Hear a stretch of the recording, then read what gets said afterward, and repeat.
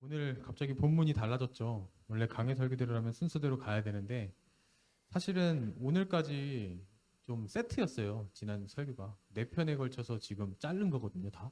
그러니까 원래는 다 하나의 설교였거든요. 그래서 오늘은 이제 그 근거 구절로서 이제 그 15장 누가복음 15장을 통해서 우리가 회개에 대해서 한번 다시 다뤄보도록 할게요. 일단 우리가 지난 시간까지 세 번을 걸쳐서 이제 얘기를 했었는데 이 요한의 제사함을 받게 하는 회개의 세례와 그 의미가 무엇인지에 대해서 처음에 좀 나눴어요. 그죠?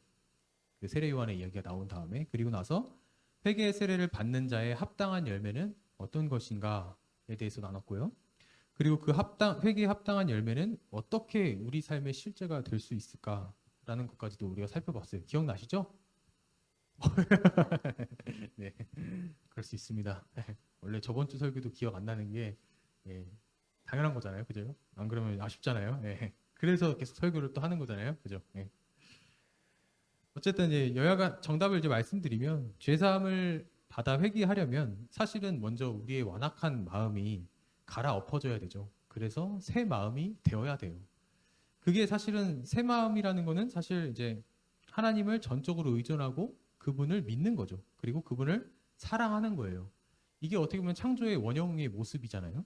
원래 그렇게 돼야 되는 건데 그런데 이 새 마음을 갖기 위해서는 나에게는 절대 선한 것이 없다라는 그 사실을 인정하는 그 겸손한 마음으로부터 시작되고 그것을 준비해야 된다라고 했습니다. 그리고 그 겸손한 마음을 살짝 맛보고 그리고 검증하는 것이 곧 자신의 생명줄을 포기해보는 구체적인 행위들이었어요. 그거를 일종 내려놓음이라고 하죠. 그래서 우리가 아는 고등종교라 하면은 이제 좀 종교가 체계화되고 뭐 불교와 같이 경전이 있고 기독교와 같이 이런 성경책이 있는 이제 그런 종교를 고등종교라고 하는데 이 고등종교 웬만한 불교나 이런 데서도 이런 걸 추구합니다. 결국 내려놓음을 추구하죠. 내 자신을 비워야 된다라고 얘기를 하잖아요. 거기까지는 다 갑니다.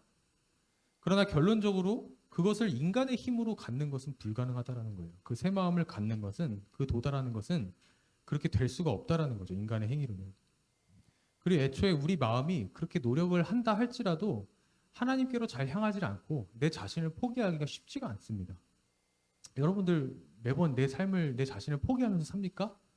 안 그러죠? 아이 그런 척 하지 마세요. 안 그러면서 뭘 저만 그래요? 예, 그럼 저만 그런다고 할게요. 그래서 이 하나님이 자기 아들을 보내셔서 이 더러운 마음과 일체가 된 바로 변하지 않는 우리의 옛사람과 함께 죽으심으로 우리를 심판하시고 다시 그분과 함께 부활하심으로 인하여서 새 생명을 얻게 하시는 거죠. 우리에게 그리고 나서 진리의 영이신 성령을 주심으로 말미암아 새 마음을 얻게 해주셔야만 그것이 가능하다라는 거예요. 우리가 새 마음을 갖게 할 수 있는 거. 그리고 하나님 창조의 그 원형으로 하나님만을 온전히 사랑할 수 있게 되는 건 바로 그렇게 가능하다라는 거예요. 이것이 예수님께서 주시는 성령과 불세례였잖아요. 즉 구원의 내용은 요한의 세례와 예수님의 세례와 사실은 똑같아요. 결국에는 함께 죽고 함께 살아서 하나님과 하나가 되고 회복되는 그 관계, 하나님과 영원히 함께하는 그 관계로 회복되는 거거든요. 다만 이 죄인이 누군가와 합하여 죽고 다시 살아나서 하나님과 화목하게 되긴 한데 그거를 온전히 이룰 수 있는 건 패역한 마음을 가진 인간이 아니라 오직 거룩하신 하나님에 의해서 될 수 있다라는 겁니다. 방식이 다르다라는 거죠. 이게 우리가 저번에 한번 얘기했듯이 율법과 복음의 차이이기도 해요. 율법은 사실 선한 거죠. 하나님의 사랑을 담고 있고 하나님께서 완전하게 우리에게 주신 겁니다. 그러나 그것을 인간의 이 패역한 마음을 가진 인간이 지킬 수가 없는 거예요. 그래서 그 율법을 온전하게 하기 위해서 믿음이 오잖아요. 믿음. 그래서 예수 그리스도께서 오심으로써 율법의 마침이 되시고 완성하심으로써 우리에게 그 율법이 완성되는 것처럼 바로 요한의 세례랑 성령 세례 같은 개념이다라는 거예요. 그러므로 이 사람의 마음이 변화를 받아서 하나님께 돌아가는 이 회개는 사실 사람이 아니라 하나님이 하신다라는 겁니다. 그래서 예수님의 성령 세례가 임하게 되면 요한의 세례도 온전해지는 거예요. 네. 이게 좀 무슨 말인가 좀 이제 의아할 수 있어요. 그래서 오늘 이 본문을 통해서 사람을 회개하게 하시는 그 하나님에 대해서 한번 살펴볼 겁니다.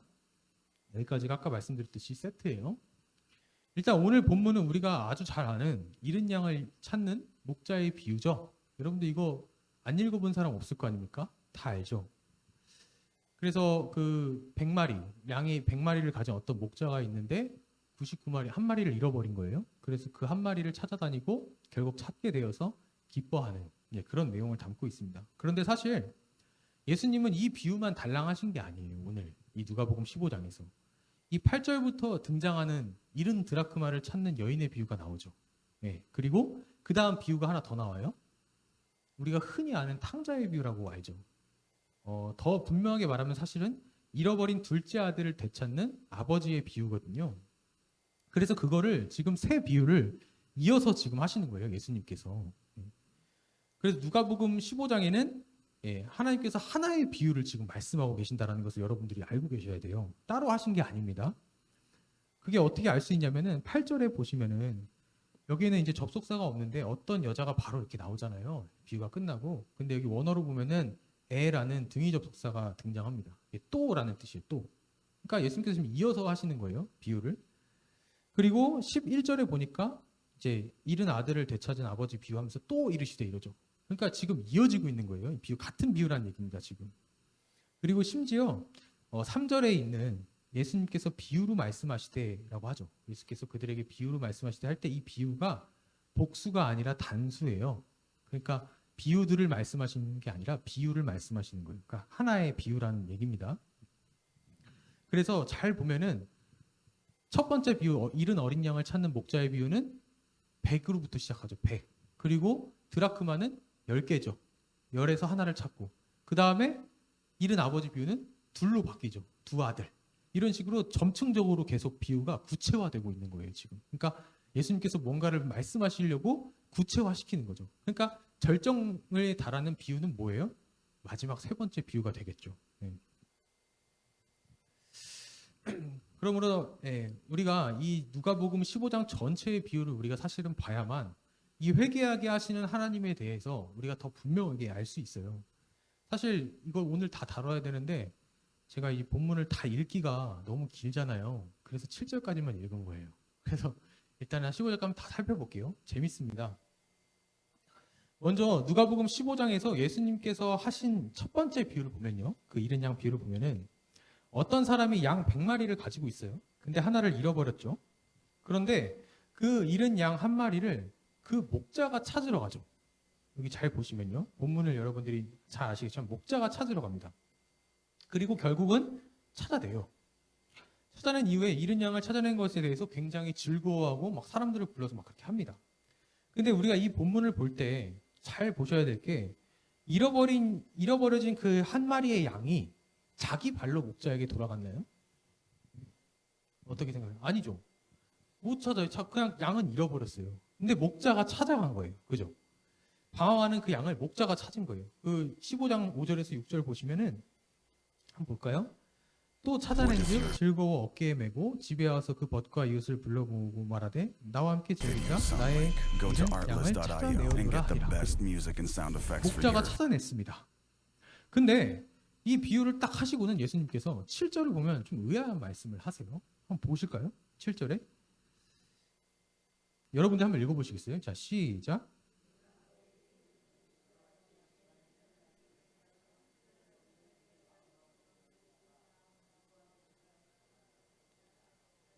이게 안 맞네요. 잘. 어쨌든 내용만 보시면 지금 목자가 양을 찾았는데 여기서 갑자기 죄인 하나가 회개하면이래요. 죄인 한 사람이 회개하면. 그러니까 이 회개라는 거는 그 양이 돌아가는 게 아니라요. 하나님에 의해서 찾아지는 거죠. 성경에서는 그거를 회개라고 하는 거예요. 그러니까 죄인이 하나님께로 돌이키는 일은 하나님이 찾아가시고 찾아내심으로 이루어진다라는 것을 지금 보여주는 거거든요. 그래서 예수님께서 지금 회개랑 하나님에 의해 찾아지는 것이랑 연결을 짓고 있는 거예요. 아직까지는 좀 뭔가 말이 안 되는 것 같은데요. 어떻게 그럴 수 있죠? 우리가 한번 그 밑에 두 번째 비유도 한번 더 살펴보자고요. 두 번째 비유에 누가복음 15장 8절에서 10절을 보면은 어떤 여자가 드라크마 10개의 드라크마가 있는데 그거를 잃어버렸다라고 지금 해요. 그리고 다시 찾았다라고 얘기를 하죠. 여러분 드라크마가 뭐냐면 그 당시 그 헬라의 화폐 단위예요. 그러니까 은화인 거예요. 은화. 그 드라크마는 노동자 하루 품삯입니다. 로마의 데나리온과 똑같은 거예요. 데나리온. 오늘날 노동자 품삯이 일당 얼마죠? 12만 원 정도 하지 않나요? 12만 원? 네.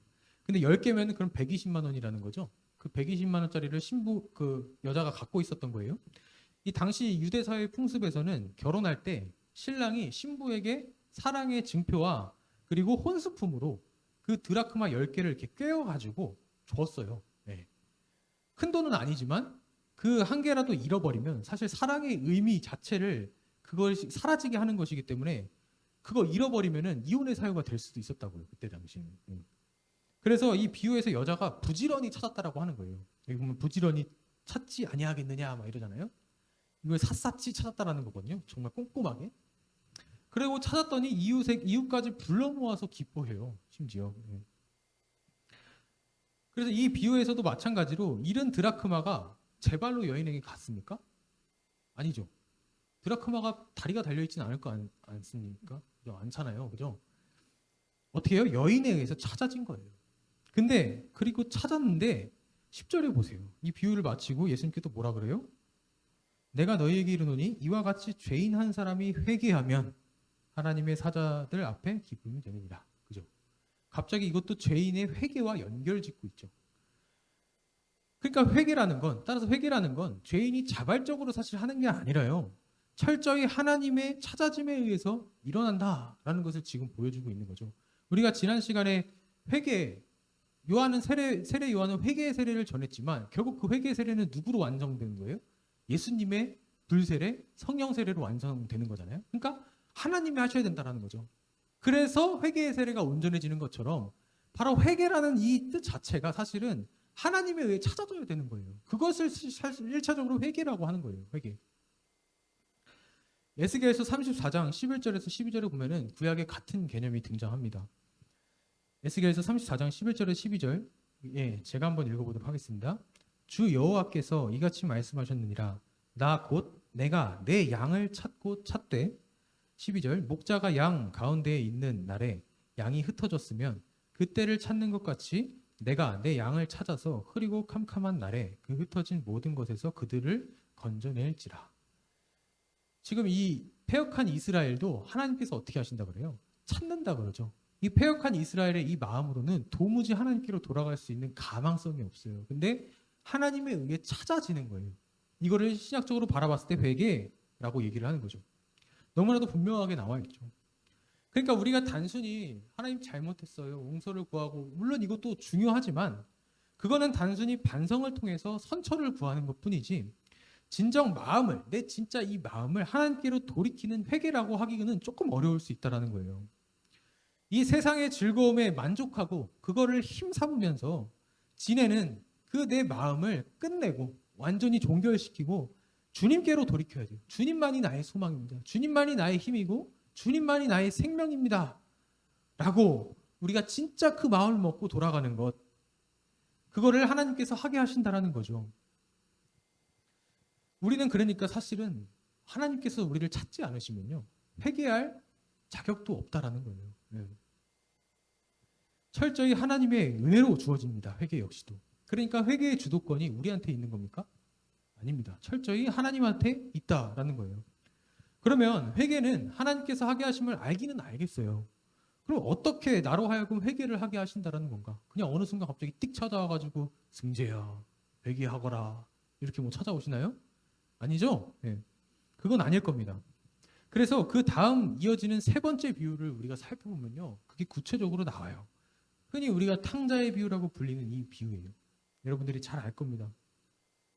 앞에 두 비유와 지금 계속 이어지고 있는 비유입니다. 역시 하나님에 의해서 회개하게 되는 내용이다라는 것을 당연히 담고 있겠죠. 네. 다만 그 방식이 어떠한 것까지도 나온다라는 거예요. 일단은 우리가 이 비유를 지금 다 읽어보기엔 너무 시간이 부족하니까 여러분들이 대략적으로 이 이야기를 안다 생각하고 제가 조금씩 읽으면서 나아갈게요. 이 어떤 사람에게 두 아들이 있었습니다. 그리고 이 두 아들이 있는데 첫째 말고 둘째가 아버지한테 어느 날 가가지고 자신이 아버지 사후에 아버지가 돌아가시면 그 이후에 물려받을 자기의 재산을 미리 당겨받아 집을 나가는 사건이에요. 사실 그죠? 당시 유대 사회에서 재산을 물려받을 때는요, 첫째가 아버지 재산의 3분의 2를 유산으로 받았습니다. 그리고 나머지 자식들에게는 나머지 3분의 1이 주어졌어요. 그러니까 어떻게 보면 둘째는 3분의 1 몫을 받아야겠죠. 두 아들이 있었으니까. 근데 보통은 부모님이 임종했을 때 그때 유산이 보통은 분배가 돼요. 우리나라도 뭐 보통 그렇잖아요. 근데 그 당시에는 혹여 살아계실 때 유산이 분배되기도 하기도 했어요. 예. 근데 12절에 보면은 그게 나와 있거든요. 12절에 보면은 둘째가 아버지에게 말하되 아버지여 재산 중에서 내게 돌아올 분깃을 내게 주소서 하는지라. 그리고 나서 아버지가 그 살림을 각각 나누어 주었더니라고 하죠. 그들에게 나눠 주었더니라는 거예요. 원어로 보면. 그러니까 첫째와 둘째에게 이미 나눠 줘 버렸다라는 거예요. 그런데 그렇게 나눠 준다 할지라도 사실은 부모가 임종하기 전까지는 그 분배된 재산의 소유권이나 관할권, 처분권들은 여전히 부모에게 있었어요. 그러니까 자식이 행할 수가 없었단 말이에요. 예. 그러니까 자녀들은 부모가 돌아가시면 비로소 분배된 재산을 처분할 수 있는 권한이 생겼어요. 이거는 그 당시에 부모와 자식 간에 굉장히 엄격하게 지켜져야 할 예의, 규범이었습니다. 그런데 지금 둘째 아들이 자신에게 돌아올 분기 3분의 1을 아버지에게 먼저 처음에 달라고 요구를 하죠. 그것도 모자라서 며칠이 안 되어서 그 재물을 다 챙겨가지고는 아버지 몰래 이방 나라로 도망을 간 거예요. 그리고는 허랑방탕하게 그 재산을 낭비한 겁니다. 이것을 볼 때 둘째가 여러분 재산을 요구한 게 단순히 합당한 규범 때문에 지금 요구한 게 아닌 거죠. 이미 자기가 그 재산을 처분하고자 했던 마음이 있었던 거예요. 아버지가 살아계심에도 불구하고. 당시 유대 사회에서는 아버지가 살아계시는데도 아버지 재산을 처분하려고 했던 자들을 살인자와 같은 죄인으로 취급했습니다. 왜냐하면 그거는 아버지가 빨리 죽었으면 하는 마음에서밖에 나올 수 없다라고 생각했어요. 이거 아버지가 이놈은 빨리 죽었으면 하는구나. 그래서 그 재산 빨리 타먹으려고 지금 이러는구나 라고 생각을 했단 말이에요. 그러니까 이 자식은 그냥 완전 패역한 후레 자식이구나라고 생각을 한 거죠. 아버지를 죽인 죄와도 같다라는 거예요. 그래서 율법에 의하면 이러한 자식은 돌로 쳐 죽이라고 얘기하거든요. 신명기 21장 18절에서 21절 한번 보겠습니다. 신명기 21장 18절에서 21절. 네, 한번 읽어보시겠어요? 시작.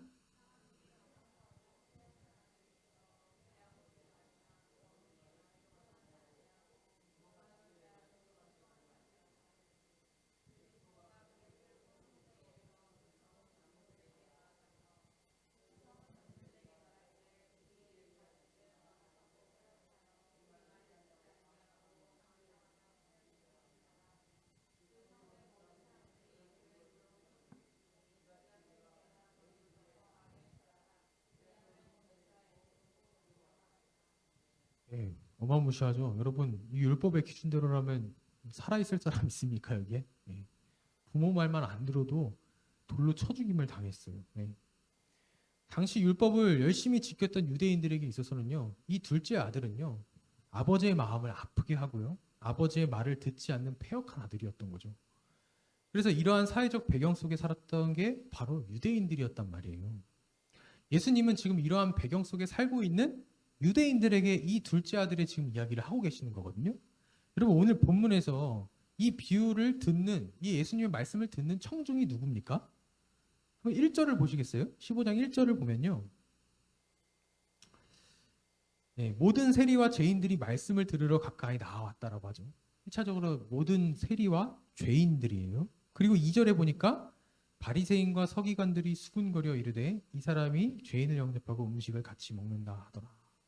지금 바리새인과 서기관들도 있죠. 그러니까 예수님께서 죄인들과 막 어울리니까 그렇게 거룩하신 하나님이 자기들이 생각하는 그 정말 치욕스러운, 정말 사회에 누가 봐도 악질인 그런 죄인들과 어울려 다니는 것을 보니까, 그 말씀을 하는 거 보니까, 영접하는 거 보니까 그게 아닐 것 같던 거죠. 어떻게 저럴 수 있어, 하나님이라고 하는 사람이 저 선생이 어떻게 저럴 수 있어 하면서 막 수근수근 되는 거예요. 그 상황에서 지금 비유를 하고 말씀을 하고 계시는 거예요, 지금 예수님께서. 그러니까 지금 청중은 세리와 죄인들, 그리고 바리새인과 서기관들, 유대인들인 거예요. 두 부류인 거죠. 이 두 부류를 향해서 예수님께서 비유로 지금 말씀을 하시는 거거든요. 그러니까 이 둘째 아들, 이 비유의 이야기를 듣고 있던 당시 유대인들인 바리새인과 서기관들이 어떤 마음을 가졌을 것 같아요? 예수님께서 그런 비유 말씀하실 때, 이 둘째 아들 이야기를 했을 때 화가 치밀어 오르지 않았겠습니까, 여러분? 왜요? 아버지가 버젓이 지금 살아있는데 재산을 달라고 요구하고 처분까지 행사하려고 이 도망가는 아들이거든요. 그러니까 율법에 의하면은 이 당장 돌로 때려 죽여도 할 말 없는 존재인 거예요. 그러니까 얼마나 화가 났겠어요? 완전 배은만덕한 이런 후레 자식이다 막 이렇게 생각할 거 아닙니까? 그래서 율법에 의해서 당장 돌로 쳐 죽여야 할 것이다 라고 다 같이 아마 한 마음으로 생각했을 거라고요. 근데 무엇보다 이 둘째 아들이 그 재산을 지금 다 낭비했어요.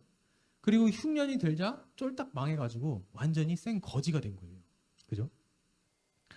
심지어 아버지는 그 반대로 양식이 풍족했죠. 왜냐하면 나중에 이제 이 둘째 아들이 돌이키면서 이제 얘기하는 걸 보면은 아버지에게는 양식이 풍족한 종들이 많다라고 하잖아요.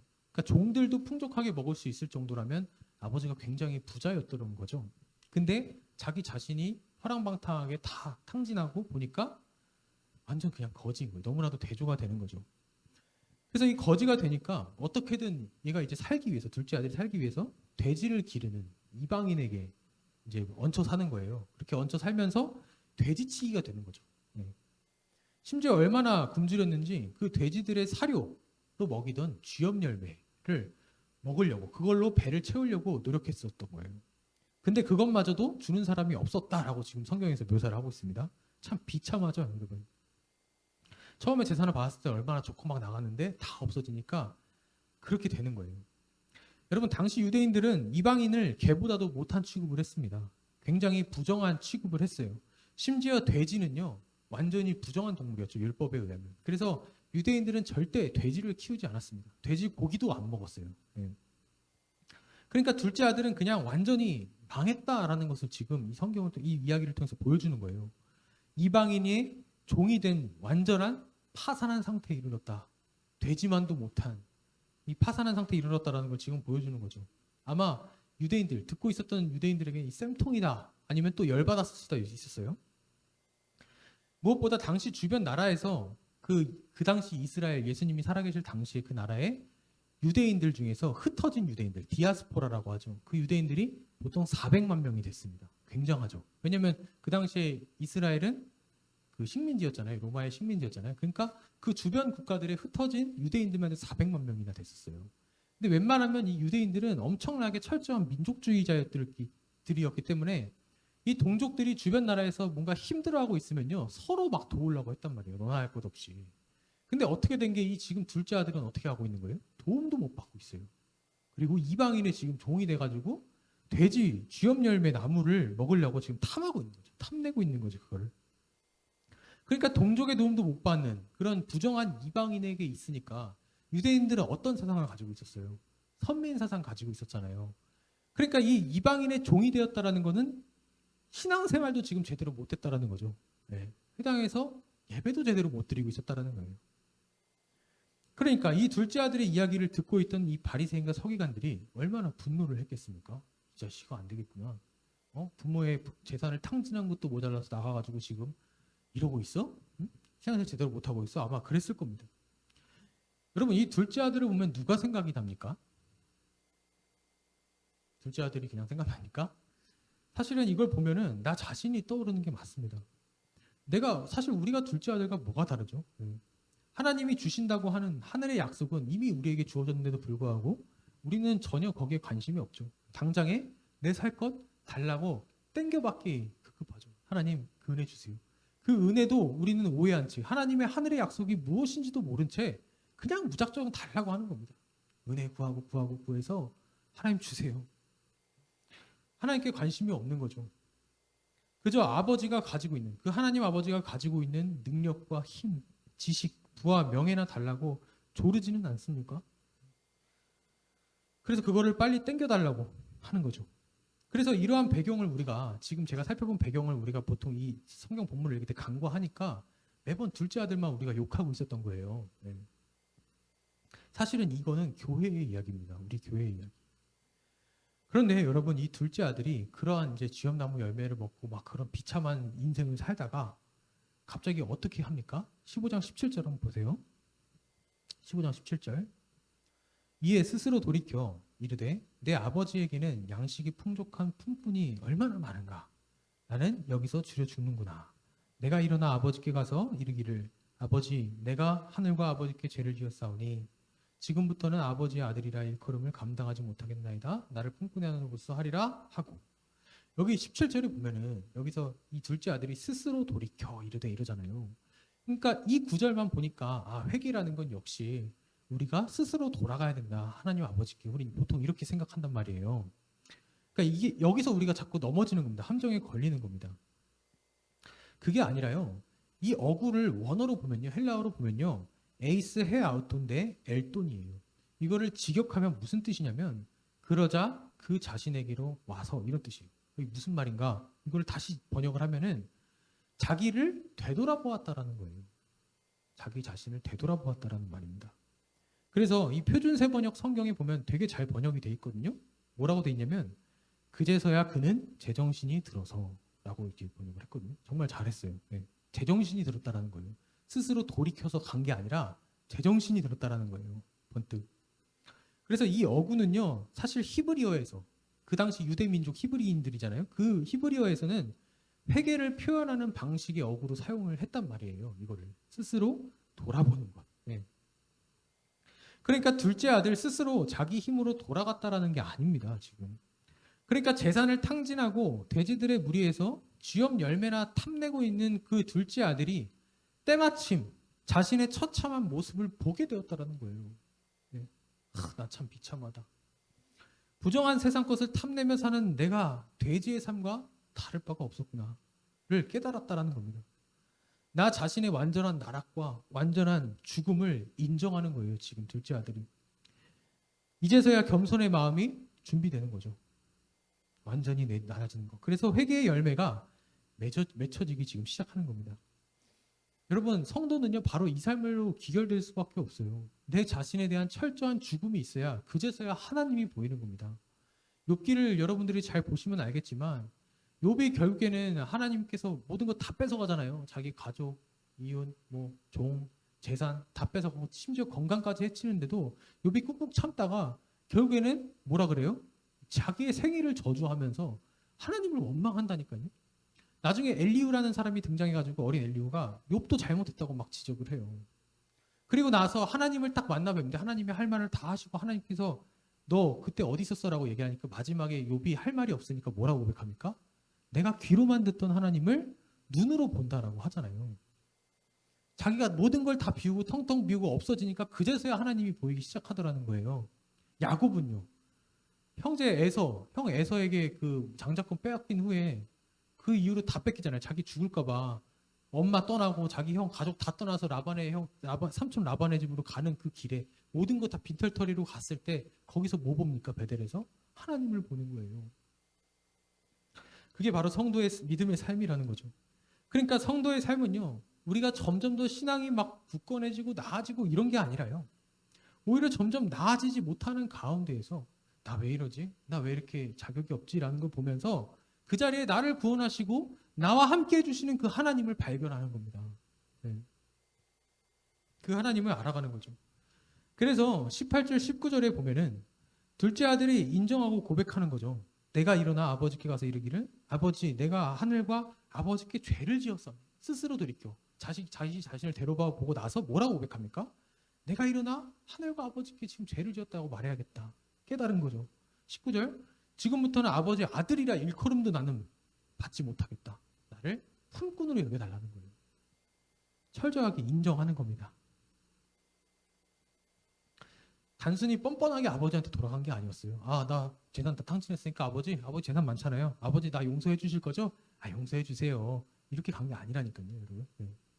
철저하게 자격 없는 그 자리, 그 상태로 정말 뻔뻔하지만 그럼에도 불구하고 어쩔 수 없는 그런 마음, 완전히 나가 떨어진 철저하게 낮아진 그 상태로 가는 거죠. 그러니까 제대로 깨달은 겁니다. 그리고 나서 둘째가 아버지에게로 이제 돌아가는 거예요. 그런데 이 둘째 아들이 자기 자신을 돌아본 후에 아버지에게로 돌아간다라고 했을 때 거기까지 딱 예수님의 말씀, 그 이야기를 듣던 그 지금 청중 있잖아요. 바리새인과 서기관들은 이 둘째 아들이 어떤 장면을 기대했을 것 같아요? 아들이 이제 막 자기 죄를 이제 깨닫고 마을로 이제 딱 돌아오는 순간 바리새인과 서기관들은 어떤 걸 기대하고 있었을까요? 넌 이제 죽었다. 아마 이렇게 생각했을 겁니다. 요놈 너 이제 다 탕진하고 부모를 죽은 것처럼 여기고 나갔던 넌 이제 폐역한 놈, 이제 아들 돌로 맞아 죽겠구나 하면서 다들 그 마을 사람들이 돌을 들고서 칠 준비하는 것을 기대하고 있었을 거란 말이에요. 그런데 바리새인과 서기관들이 가졌던 그 기대와는 다르게 이야기가 진행되기 시작해요. 20절에 보면은 아직 거리가 먼데, 그죠? 아버지께 돌아가는데 아직도 거리가 먼데, 굉장히 먼 거리였다는 겁니다. 거리가 먼데 아버지가 그를 보고 측은히 여겨 달려가 몸을 안고 입을 맞추니 라고 이렇게 지금 얘기를 하는 거예요. 예수님께서 이렇게 이야기를 풀어나가시는 거예요. 그 아들을 달려나가서, 아버지가 먼저 달려나가서 영접을 하는 거죠. 여러분, 당시에 어른이 우리나라처럼, 옛날 우리나라처럼 경박스럽게 뛰는 것은요, 그 당시에도 천박한 것으로 간주했습니다. 심지어 아버지를 살인한 것과 같은 그 죄를 저지르고 간 그 아들을 향해 뛰어갔다라는 건요, 이거는 진짜 아버지 스스로에게, 사람들에게 있어서 굉장히 불명예스러운 일이었어요. 이거는 있을 수 없는 일입니다. 심지어 근데 그를 어떻게 해요? 안아주고 반갑게 맞이를 하고 있는 거예요. 그러면 그거를 아는데, 내가 그 아버지는 불명예스럽고 이것이 정말 사회 인식 속에서 천박한 것을 알매도 불구하고 왜 아버지는 튀어나갔을까요? 자식에게, 둘째 아들에게. 단순히 반가워서 뛰어나간 걸까요? 여러분, 잘 생각해 보세요. 이러한 결과를 듣고, 지금 이 둘째 아들에 대한 이 아버지의 결과를 듣고 바리새인과 서기관들은 엄청 일단 열받았을 겁니다. 왜 그놈을 감싸주냐라는 거예요. 왜 저놈을 감싸? 저 자식은 7번 때려 죽여도 모자라다라고 아마 생각을 했을 거란 말이에요. 싼 놈인데, 그렇게 죽여도 싼 놈인데 이렇게 생각했을 거란 말이에요. 근데 이 둘째 아들이 동네에 발을 들이는 순간 온 동네 사람들이 돌을 들고 쳐 죽일 준비를 하고 있었겠죠. 이 이야기 순서대로라면. 그 기대를 하고 있는데 그거를 아버지가 알고 먼저 뛰어가서 그 아들을 품에 안아버리는 거예요. 아들이 돌에 맞아 죽기 직전에 가가지고 아들을 지킨 겁니다. 아직 산 거가 뭔데. 네. 바라보고. 아버지가 그 돌에 맞아 죽어도 싼 아들을 품에 안고 자신이 대신 그 돌을 맞으시는 거예요. 하나님의 것을 빼앗아 망한 죄인이 되어 이 돼지들과 같이 세상의 쥐염염에나 탐내면서 추구하다가 그 죄로 정죄당하여 돌에 맞아 죽어도 마땅한 자를 품에 안으시고 대신 그 정죄와 죽음을 당하시는 바로 예수 그리스도의 십자가를 모형하고 있는 겁니다. 지금 이 비유에서는 바로 그걸 담고 있는 거예요. 아버지가 친히 그 사랑으로 덮어내시면 자기 목숨을 버리면서까지 그 아들을 되찾는 겁니다. 지금 율법의 명령이잖아요. 어기면 안 되는 겁니다. 그 아들을 용서하면 안 돼요. 율법대로라면. 근데 본인 자신이 율법을 어기면서까지 본래 죽여야 할 그 죄인을 자기의 목숨값으로 그 율법을 위배하면서까지 가서 지키시는 거예요. 그 아들을. 아버지는 이 둘째 아들을 갑자기 발견하신 게 아닙니다. 아들이 나간 이후 한순간도 그 눈을 떼지 않았다는 얘기예요. 지금 이 말은. 둘째가 어딜 가든지 아버지의 마음은 항상 그를 향해 있었다라는 겁니다. 예수님이 죄인들과 어울리고 있다고 수군대는 이 바리새인과 서기관들에게 지금 자기들은 저 더러운 죄인들과는 다르며 나는 스스로 의인이다 라고 자부하는 그들에게 예수님께서 지금 비유를 통해, 이 비유를 통해, 말도 안 되는 비유를 통해 말씀을 해주시는 거예요. 하나님이 이런 분이야. 저 세리와 죄인들은 내가 사랑하는 자들이며 잃어버렸다 다시 찾아낼 자들이야. 그럼 여러분, 둘째 아들이 여기까지만 봤을 때 아버지께로 돌아가는 것은 누구에 의한 것입니까?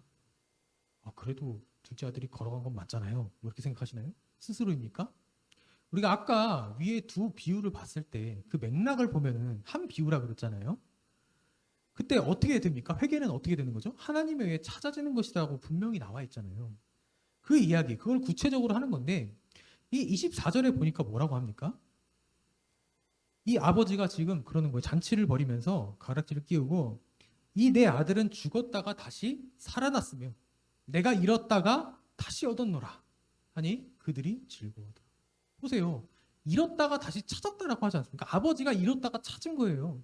같은 비유란 말이에요. 똑같은 비유.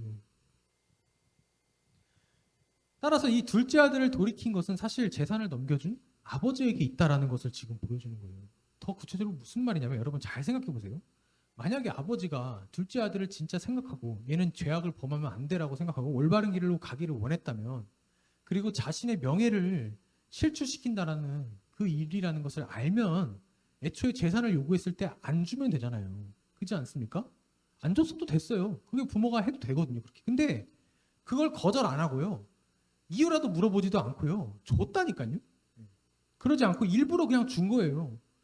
아버지는 그 둘째 아들의 요구가 패역한 짓임을 알면서도 그 재산을 일부러 넘겨준 겁니다. 그리고 심지어 도망가는 둘째 아들을 잡지도 않은 겁니다. 그럼 왜 일부러 보냈겠습니까? 그 아버지가. 왜 그랬을 것 같아요, 여러분? 이게 바로 우리 성도의 인생을 사는 목적이기도 해요. 하나님께서 우리를 보내신 목적, 이 땅에. 결국 아버지의 그 은혜를 떠난 결과가 어떠한 건지를 배우라고 하는 겁니다. 하나님께서도 우리 이 땅에 보냈을 때 너희가 아버지의 은혜를 떠나면 얼마나 괴롭고 고통스러운지를 알라고 이 인생의 장을 광야 40년처럼 허락하신 거예요. 바로 이 비유를 통해서 예수님께서 그걸 염두에 두고 지금 말씀을 하고 계시는 거거든요. 그러니까 하나님을 떠나면 그 종국이 어떠한 것인지를 배우고 그래서 나는 정말 반드시 하나님이 필요하고 나를 구원해 주시는 예수 그리스도 그분이 지신 십자가가 나에게는 절대적으로 필요하구나라는 그 사실을 알으라고 보내는 겁니다. 왜냐하면 거기에 붙어만 있으면 몰라요. 첫째 아들처럼 절대 모릅니다. 나에게 주어진 그 재산이 축복으로 여길 게 아니라요. 이 땅에서 하나님 떠나면 이것들 다 쥐업 열매와 같은 쓰레기에 불과하다라는 것을 알라는 겁니다. 그거 깨닫고 주님께만 소망을 두는 그 삶의 종국에 우리가 마지막 인생 종착지에 갈 때 그때 아버지가 뛰어오시는 거예요. 우리가 가는 것처럼 보이지만 그렇지 않습니까? 모든 과거와 현재와 미래를 다 주관하고 계시는 알파와 오메가 되시는 주님께서 과거, 현재, 미래가 어디 있어요? 이미 다 미래를 알고 계시죠. 그럼 사실은 우리가 종말의 때로 가고 있다라고 하지만 종말의 때가 우리를 가고 있는 겁니까? 우리가? 하나님이 오고 계시는 거예요. 네. 우리에게. 우리의 죽음도요. 사실 하나님이 오고 계시는 거라니까요. 그거 제대로 깨닫고 가면 주님께서 그저 아들 삼아주시고 잔치를 베풀어 주시는 거예요. 그 자리에. 그러므로 둘째의 회개는요. 아버지의 마음으로부터 시작된 겁니다. 애초에. 오늘 비유에 오늘 그 지금 탕자의 비유라고 우리가 보통 알고 있는 이 비유의 소제목을 한번 보세요. 뭐라고 써 있습니까? 잃은 아들을 되찾은 아버지 비유라고 돼 있잖아요. 탕자가 돌아간 비유가 아닙니다. 네. 죄와 의와 여러분 심판을 깨닫게 하시는 분이 누구죠? 요한복음 16장에 보면은 성령께서 오셔서 너희에게 죄에 대하여 의에 대하여 죄가 무엇이고 의가 무엇이고 심판이 무엇인지 깨닫게 해주신다라고 하잖아요. 성령이 하시는 거라니까요. 네. 우리의 회개는요 전적으로 하나님께 달려 있는 겁니다. 그러니까 여러분 이 십자가의 내용 하나님의 희생을 통해서 자기 목숨을 버리시면까지 내려오신 그 예수 그리스도를 우리가 생각할 때면요 우리 마음이 어떻습니까? 아 그래 예수님께서 그럼 우리 회개하게 해주시겠지 하고 그냥 넘어갈 일이에요? 아니에요. 적어도 우리 안에 양심이라도 조금이라도 있다면 정말 하나님을 생각하는 마음이 조금이라도 있다면 그럴 수가 없죠. 그리고 성령 하나님께서 적어도 이 마음을 터치한다면 가만히 있을 수가 없는 거예요. 자발적으로 내가 죄인이 맞군요 라는 것을 깨닫고 그 하나님을 더 찾고 바라게 되어 있는 거죠. 그게 자연스러운 거죠. 그게 곧 하나님이 또 하신 거고요. 그러니까 우리의 참 아버지 되신 하나님은요 우리를 어떻게든 끝까지 찾아내시는 하나님이십니다. 여러분 이후에 그러고 나서 이제 막 잔치를 벌이다가 갑자기 첫째 아들이 일을 하다가 돌아와요. 근데 첫째 아들이 이게 무슨 소리냐 막 물어봤더니 아니 둘째 아들이 당신의 동생이 돌아와가지고 지금 기뻐하면서 살찐 송아지도 잡고 지금 잔치를 벌이고 있습니다 라고 하니까 이 첫째가 어떻게 합니까? 무척 심히 화를 내죠. 네. 그리고 그 집에 안 들어갑니다. 네. 이유를 물으니까. 그래서 이 아버지가 그런 아들에게도 먼저 나가세요. 그리고 이유를 물어요. 그랬더니 나는 저 폐역한 동생이 나가서 허랑방탕하게 살 때 나는 열심히 아버지를 섬겼다라는 거예요, 지금. 예. 근데도 나에게는 이런 잔치 한번 해준 적 없지 않습니까? 라고 따지는 거죠. 여러분, 이 당시에도 아버지 잔치에 들어가지, 아버지가 차려놓은 잔치상에 아들이 들어가지 않았다? 가부장적인 이 사회에서 이거는 아버지를 모욕하게 만드는 거고요. 수치스럽게 만드는 거예요. 왜냐면 거기에 사람들이 있었잖아요. 이웃 사람들이. 그러니까 이 자식은 그거 하나 때문에 아버지를 지금 모욕스럽게 만들고 있는 거예요. 일평생을 섬기다가도. 그리고 심지어 여기 구절에 보시면요. 당신의 동생이라는 표현까지 써요. 심지어 자기 동생도 아니에요. 한번 볼까요? 네, 30절. 네. 어디 나와 있죠? 네, 27절이네요. 대답하되 당신의 동생이 돌아왔음에 당신의 아버지가 건강한 그를 다시 맞아들이게 되므로 인하여 살찐 송아 잡았나이다 하고 28절에 그가 노하여 들어가고자 하지 아니하는 것을 아버지가 나서 권한데 아버지께 대답하여 이르되 내가 여러 해 아버지를 섬겨 명을 어김이 없거늘 내게는 염소 새끼라도 주어 나와 내 벗으로 즐기게 하신 일이 없더니 아버지의 살림을 창녀들과 함께 삼켜버린 이 아들, 이게 이제 당신의 아들 이런 뜻이거든요. 이 아들이 돌아오매 이를 위하여 살찐 송아지를 잡으셨나이다. 그러니까 자기 가족처럼도 여기지 않았던 거예요. 지금 이 첫째 아들은요. 저 자식은 나와 아예 피가 다른, 피도 섞이지 않은 나쁜 놈이라고 생각했던 거죠. 여러분, 그럼 이 첫째 아들을 지금 누구를 염두에 두고 예수님께서 말씀하신 걸까요? 둘째 아들은 나갔다가 돌아온 세리와 죄인들을 대상으로 지금 얘기한 거고요. 이 첫째 아들은 나는 하나님 잘 섬기고 있다라고 했던 바리새인과 서기관들을 지금 염두에 두고 말씀하시는 거죠. 네. 나는 쟤보다는 낫다라는 겁니다. 이 첫째 아들이. 그 이 말은 무슨 말입니까? 지금 아들은 여태까지 아버지를 섬긴 이유가 아들로 섬긴 게 아니라 종처럼 섬겼다는 거예요. 나도 아버지의 재산 받고 싶은데 그거 꾹 참고 아버지 싫은 소리 안 들으려고 열심히 섬겼다는 얘기예요. 그 재산 하나 바라보고 자기 물려받을 재산. 마음으로는 그 마음을 가득 품고 있었으면서 겉으로는 드러내지만 않았던 거지. 자기들도 똑같이 둘째 아들처럼 하고 싶었던 거예요. 부러웠던 겁니다, 그게. 그러니까 지금 잔치 아들이 돌아와서 이렇게 잔치 베푸는 거 가지고 불만을 품고 있는 거예요. 불만 품을 게 뭐가 있습니까? 아버지가 그러잖아요. 얘 너는 이미 재산 내가 다 줬잖아. 네 거 있잖아. 근데 겨우 그거 하나 가지고 지금 안 들어오겠다? 당신의 동생이라고까지 표현하는 이 자체가 뭡니까, 결국? 자기도 허랑방탕하게 살고 싶었던 거예요. 지 마음대로. 네. 꾹 참았다라는 겁니다.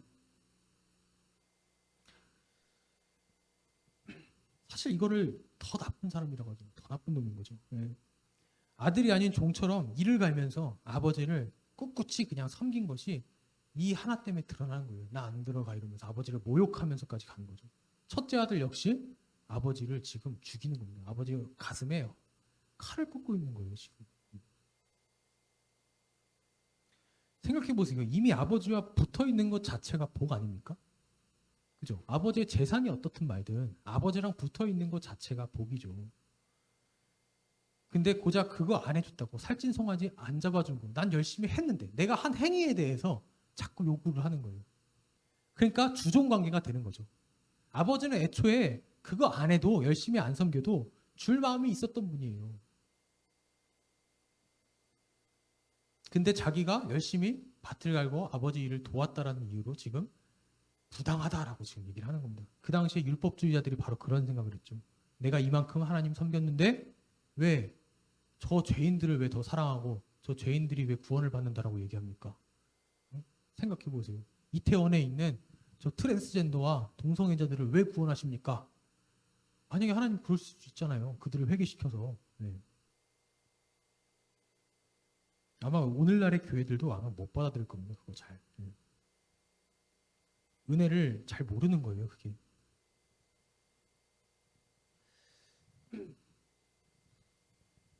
그럼에도 아버지가 그럼에도 불구하고 참 찡한 게 그래도 친히 나가세요.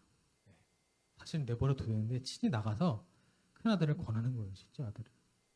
그리고 큰 아들을 찾으시는 거죠. 이게 아버지의 사랑인 거예요. 그렇게 폐역한 두 아들. 사실은 우리 모습 속에 두 아들의 모습이 다 있죠. 세상 것을 사랑하는 우리의 모습도 있는가 하면 내 행위로서 아버지께 뭔가 합당하게 은혜를 받고 요구를 할 수 있다라고 생각하는 그런 착각 속에 머물러 있는 우리 자신이 여기에 다 반영되어 있는 겁니다. 네. 그럼에도 불구하고 아버지는 먼저 찾아가시는 거예요. 그리고 자신의 목숨을 버리시는 거죠. 자기의 명예가 실추되는 것을 감수하고서라도. 그렇게 함으로써 그분께 우리를 돌이키게 만드는 거예요. 물론 이 비유의 끝에는 첫째 아들이 아버지께로 돌아갔다라는 말은 없습니다. 그거는 아마 여러분들이 판단을 하셔야 될 거예요. 그거는 아마 오늘날 우리를 교회에게 하시는 말씀일 거예요. 네. 여러분들은 이 권함을 받았을 때 어떻게 반응하실 겁니까? 하나님의 이러한 권함을 받았을 때 돌아가시겠습니까? 아니면 여전히 불평하시겠습니까? 우리가 진짜 둘째 아들처럼 죄인이라는 사실을 아버지와 함께 있으면서도 그 사실을 인지하고 있다면요, 내 마음, 내 가슴을 치며 회개할 뿐이죠. 그렇지 않습니까? 난 아버지랑 있는 것만으로도 족합니다, 주님. 이게 맞지 않겠어요? 네. 저번에도 한번 말씀드렸지만 마이클 호틀이라는 유명한 개혁주의 신학자가 이렇게 얘기했습니다. 아무도 하나님을 찾지 않지만 하나님은 우리를 찾으신다라고 했습니다. 나는 하나님을 찾지 않지만 하나님은 나를 찾으신다라는 거예요. 누가복음 19장 10절 한번 봅시다. 우리 예수님께서 뭐하러 오셨는지 한번 보자고요. 여기 띄워줍니다. 네. 읽어드릴게요. 인자가 온 것은 잃어버린 자를 찾아 구원하려 함이라. 네. 예수님의 목적은 바로 이거였습니다. 잃어버린 자를 찾아 구원하려고. 어떻게? 대속물로 내어주심으로써 찾아내시는 거예요. 가장 내 자신이 패역하다고 여긴 그 순간에 하나님은 내가 그분께 사랑을 받아야 하는 귀한 존재임을 또한 자각시켜 주는 거예요. 내 아들이야, 내 자녀야, 내 딸이야, 이렇게 얘기해 주신다는 겁니다. 주님은요, 잠시 잃어버린 우리를 찾기 위해 오신 거예요. 다시 한번 말씀하십니다. 목숨을 버리면서까지. 이게 바로 우리를 회개하게 만드시는 하나님이십니다. 우리 이 시간 한번 기도하셨으면 좋겠어요. 네. 좀 긴 이 회개에 대한 이야기였는데, 그동안에 아마 우리가 스스로 하나님께 나아가 회개해야 된다라고 아마 생각을 했을 겁니다. 아마 그것도 틀린 것은 아니에요. 왜냐하면 그 마음조차도 하나님이 반드시 주셨을 거라 생각합니다. 그러나 하나님은요, 내가 하나님 앞에 나아가서 회개하는 것보다 훨씬 더 그 마음으로 애타게 기다리고 찾고 계세요. 훨씬 더 내 잘못을 내가 스스로 괴로워하고 고통스러워하는 것보다 더 아파하고 계신다고요. 혹시나 그것 때문에 나를 떠나지는 않을까? 물론 절대 떠나게 냅두시지 않으실 분이지만 그 떠나는 그 즉시, 그 죄악 가운데 머무는 즉시, 세상 것에 쫓겨다니는 그 즉시, 내 자신을 스스로 잘났다라고 그 자부하는 그 교만한 가운데서도 끝까지 눈을 떼지 않으시는 겁니다. 기다려주시는 거예요. 그 마음이, 완악한 그 마음이 완전히 물과 같이 녹아져서 정말 하나님의 사랑이 이런 거를 딱 보여줬을 때 나를 존재하게 할 수 있는 건 오직 주님의 그 십자가, 나를 위해 죽어주신 그 생명 내어주신 그 십자가밖에 없군요. 이거 알게 하기까지 끝까지 바라보고 계시는 겁니다. 그 신음조차 놓치지 않으시는 분이다라는 사실, 우리가 이 앞에 어떻게 해야 되겠습니까? 돌아가야죠. 이 사실을 우리가 정말 마음으로 뜨겁게 받아들였다면 돌아가는 길밖에 더 있겠습니까? 하나님, 내가 다시 뭐 좋은 걸 내놓을게요. 하나님, 내가 더 열심히 섬길게요가 아니라, 주님 맞아요. 나 주님 없으면 오늘 하루도 못 살아요. 나 돌아갈게요, 주님. 주님 나를 긍휼히 여겨주시고 불쌍히 여겨주시고 더욱더 하나님과 날마다 함께하는 것으로 만족하면서 기뻐하면서 주님과 영원한 그 기쁨의 교제 속에서 살게 해주세요라고 우리 해야 되지 않겠습니까? 우리 이 시간 정말 주님을 마음으로 정말 생각하시면서 이러한 기도의 내용을 가지고 우리 주여 한번 외치고 기도하도록 하겠습니다. 주여!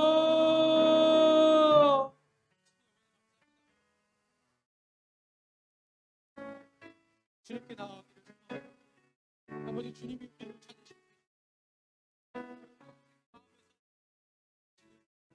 사랑 앞에 우리가 얼마나 마음이 옹졸하고 작아졌는지, 우리는 그저 세상 것이 없으면 불평하고 그것을 달라고 주고, 아버지에게는 다시 없이 생명 내어주신 그 아버지가 아니라 그저 아버지에게 보여주는 그 어떤 능력들, 후회된 것들을 우리가 바라보고 있지. 아버지 우리가 죄인입니다. 아버지 우리는 정말 진짜 죄인입니다. 주님 그럼에도 불구하고 우리를 돌아보신다라는 주님의 그 말씀에 우리가 무릎을 꿇고 아버지 우리가 온전히 마음을 한복하여 주님께 나아가며 아버지 붙잡아 주시면서 우리를 긍휼히 여겨 주시면서 그저 받아주시고 하나님의 영광에 맞게 하나님의 뜻에 맞게 그저 사용하여 주시옵소서. 주님이 우리에게 어떠한 일을 행한다 할지라도 심지어 우리를 지원해 보낼지라도 나를 아버지 택하지 않았다고 할지라도 아멘 하면 주님 맞습니다. 나는 그러한 존재입니다. 나는 종에 불과합니다라고 그 폭군과 비교할 수 없습니다라고 고백하며 주님 그 사랑의 아버지를 우리가 기대며 나아갈 수 있도록 인도해 주시고 이 불쌍한 죄인을 받아주시옵소서. 아버지 인도해 주시옵소서. 주님 감사합니다. 주님의 그 마음을 우리가 들여다보면 너무나도 우리의 마음이 얼마나 옹졸한지 한없이 작아집니다. 우리는 끊임없이 주님을 떠나고 주님을 마음에서 멀어지게 만듭니다. 어떻게 주님께로 우리가 나아갈 수 있겠습니까?